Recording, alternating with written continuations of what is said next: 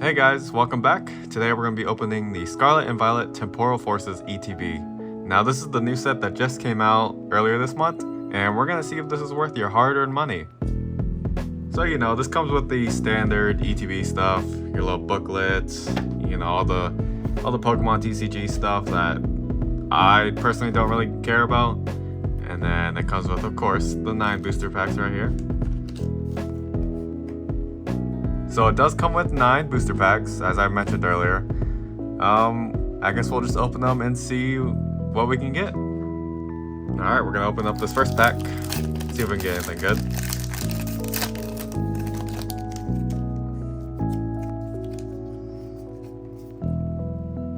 Beldum.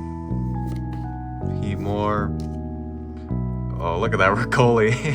Roly-Coly. He's a little funky looking, but I kind of dig him, Azumarill, Reniculus, however the fuck you say his name. I know he's from Black and White, or she, whatever. The Pokemon's from Black and White. It's just really not one of those ones you really remember all the time. So it's not really worth, the time on concentrating about it. A cool looking Mist Energy. Sawsbuck, it's a nice little deer, it's fall. A Brozong, a Seedot, and then a Drampa. Now, I'm not gonna lie, he does look a lot out of place just because of how cartoony he looks compared to that historical Japanese painting, in the background. So yeah, it looks a little odd. And the Fire Energy. And there's that code card for you guys. Now we're gonna open up the second pack. Alright, we're gonna open up this second pack. Honestly, not looking like the best right now. Opened up one pack, and I know it's just one, but we could have at least gotten something cool. So let's see if we have better luck with the second one. Alright, we have a Seedot, a Totodile, a Deerling, a Pidove, a Palafin. Now I have the full art of Paladin from one of the Scarlet and Violet sets. I'm blanking on the name of which one it came from, but yeah, Palafin is a pretty cool Pokemon. Eerie, which is, fits the name considering how she's walking around with that eerie ass makeup. Colossal, which is pretty cool. Now Victini. Victini's definitely one of my top 5 favorite mythical Pokemon from the Black and White era. Because I know he's not a legendary. Well, I know they're not a legendary, but I know they're one of the other ones, like a mythic or something, just like Keldeo. But yeah, Victini is just sitting there underneath that tree. A Mudsdale. An Iron Thorns, which is cool. I really like what they're doing with this new future and past or ancient stuff. Just how they're doing the regular card for the first half, and then the second half kind of transforms into this future thing. But yeah, there's Iron Thorns, and then basic Water Energy, and then code card.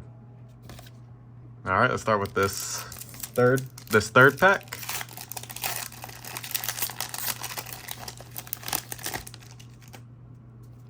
All right. A Charger Bug. Now, if you guys remember, I still do have that Radiant Charger Bug. That was a really nice card, and I'm glad I pulled that. We got Slugma, just a little droopy looking guy. Solosis.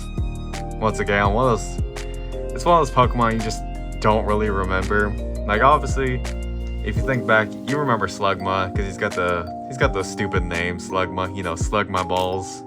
But someone like Solosis, you just don't really remember them that often. Or Skitty, but still a cool card. A Heavy Baton, which is interesting. A Mist Energy. Now we got the Magnemite ancient one, the Sandy Shocks, as he's pulling all that iron and stuff away from the ground, which is cool. Once again, it has the little half and half pattern with the ancient. Another Palafin. So yeah, Paladin's pretty cool, as you can tell. And we got a Crocodile, which is also nice. He's looking there, just chilling. I know that the Totodile evolution all the pictures kind of connect up together. It'll show like his journey or whatever. Ooh, and then a first pull out of 3 packs, a full art Eerie, or Airy, however you want to pronounce that name. It's a nice card. Not too like surprised or anything. It's nothing really mind blowing, unless you know this turns out to be an actual like card that's worth value. But it's cool, nevertheless. Still grateful. And then basic grass energy, and then code card. Alright, this is our 4th pack.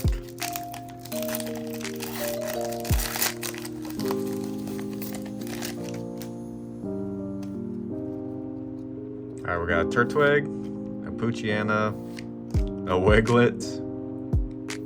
Very cool. A Meltan, who only knows Headbutt for some reason, which is weird. You think with a giant head like that, I mean, I guess it makes sense. If he only has that head, you know, he can only really do so much. A very interesting jungle, I guess. A Purluous jungle, or I don't know. An Unpheasant.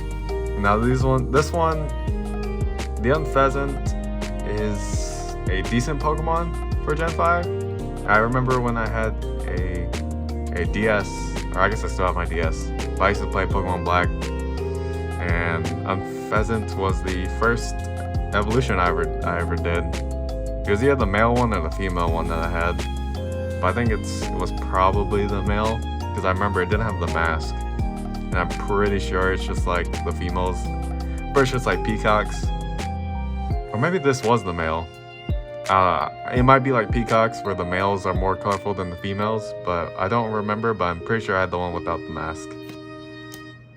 A Centiskorch, a Ponyta, a Cottony, another one of those Pokemon you really forget. And then a Whimsicott, it's cute. You know, she's just chilling. And then basic energy, and then Code Guard. Alright, this is our 5th one. Honestly, 1 pull for 5 packs is not very promising, especially compared to something like Crown Zenith, where you can pull, you know, 2 cards or whatever.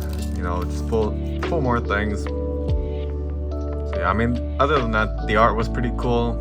Like, don't get me wrong, these artworks are very nice, but I just can't really justify the price so far.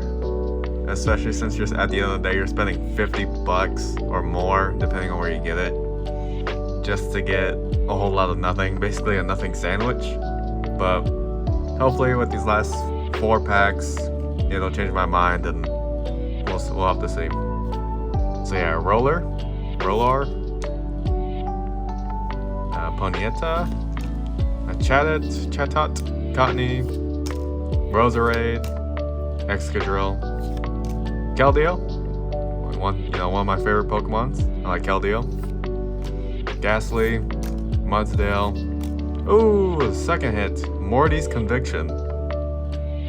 It's very nice. It's like it reminds me of Giovanni's Charisma from the 151 set. It's cool though. It's a nice little card. And then Fighting Energy, and then Code Card. All right. Down to our last 4 packs. Let's see if we can get something else from this.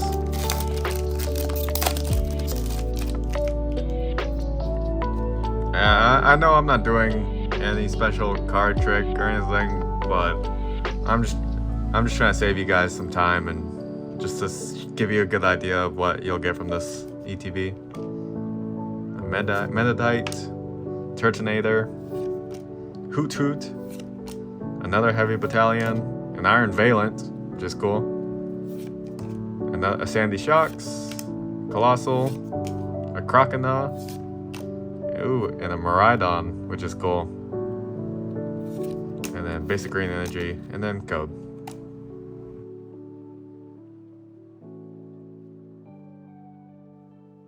Alright, down to our last 3 now. Nothing from the last pack, but it's okay. I'm not really, considering the pull rate so far, I'm not really hoping for anything out of these last 3. See, we got an Elgium, whatever the fuck his name is. Cool looking Pokemon. Another Melton, a Nuzleaf, a Mencino, or Menchino, whichever one you pronounce it as. Cool, you know, just chilling in the grass. An Iron Tread, a Buddy Puffin, a Lycanroc, an Electivire, a Charger Bug, which is cool. I think this one's different from the other one, but I don't really remember. And then, bam! A Farafrig.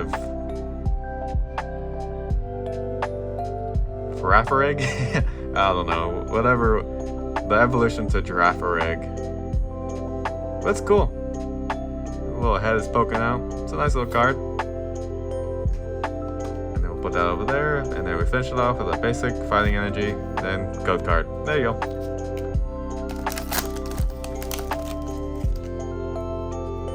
Alright. We got a Rockruff, a Litten. This is the last Sun and Moon Pokemon, which I kind of like. Sun and Moon is also just one of those generations that I really like, but that's just, you know, that's just me. Not really sure if you guys really like it or not, but make sure to let me know in the comments. Shroomish, a Lickitung, a Delcatty, a Future Booster Energy Capsule, an Iron Hands, excuse me, an Iron Hands, another Iron Hands, a Heatmore, and then a Walking Wake EX. Now this is the Suicune ancient version, which is cool. I know the three dogs, their future and past variants, I know they're worth a decent amount of money, especially like the secret full arts or whatever you want to call them. Because I know the number one most valued card from this set is one of the dogs, but it's the full art, which is cool. It's the future one. I don't know. I'll have to put it up on the screen. But yeah, that's pretty cool. Then energy. And then code card. Alright. We're down to the last pack from this ETB. Honestly, let's just hope we'll get something good to justify all this. So yeah, let's start. Alright, so we got Chatot, Cottony, Carvana, Ekans, Raptor Run That Tree, a Mudsdale, a Cypher Maniacs code breaking, I guess. Interesting. A Sawsbuck, a Fluttermane, a Shiftry, a Koraidon, which will go nice next to the Miraidon, and then Fire Energy and code card. So, honestly, my concluding thoughts. My concluding thoughts on this ETB are that it's not worth it, realistically speaking, because 2 EXs and 2 full arts are just cannot justify the price of $50 or $55 or $52, etc., etc. They just can't justify spending $55 or $52 on an ETB when you could buy a set like Crown Zenith and get, you know, way more hits. Like just in that Pikachu one, and that one only came with 6 or 7 packs, and I got way more hits than in this ETB alone. So honestly, this is gonna have to be a don't buy. If you can, stay away from this. It's cool if you're a fan of artwork, for sure. It is recommended because the art in all the cards is, you know, beautiful as always. They never miss with any of the art. But in this particular set, if you are a person that's looking for hits, and especially more hits than you would get usually, I guess, then for sure Crown Zenith is the way to go. So yeah, that was my thoughts on that ETB. I hope you guys enjoy, and I'll see you guys later.